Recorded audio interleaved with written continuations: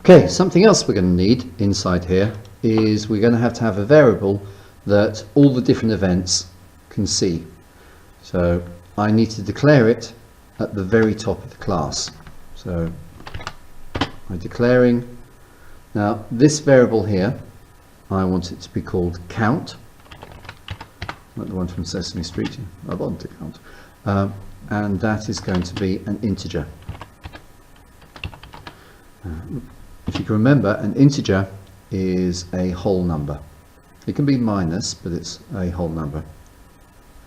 And I'm also going to set it to 0 for the moment. Right. As well as enabling the timer, what I'd also like is I'd like to change the value of the count to whatever I type into the text box, so that I can have my timer for 10 seconds, 20 seconds, 5 seconds. Now that I only want to happen when I click the button. So this part now happens within the subroutine. So count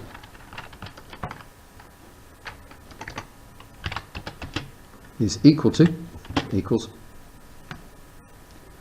text box 1.text.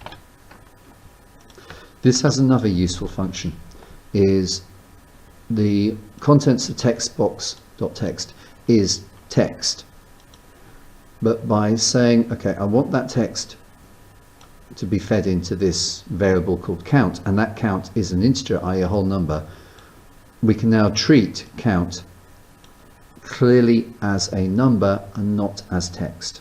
Okay. So when we do some mathematics with it, it won't get confused. Am I trying to do something strange with a piece of text, or am I dealing with a number? It now knows it's going to be a number. So we're doing that.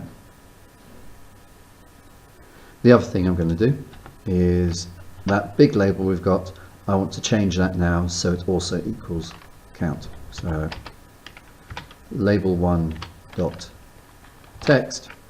is equal to count. I'm going to save it, and this is the good time to test. So I hit the run button. I'm going to feed a number in here. Let's do 5.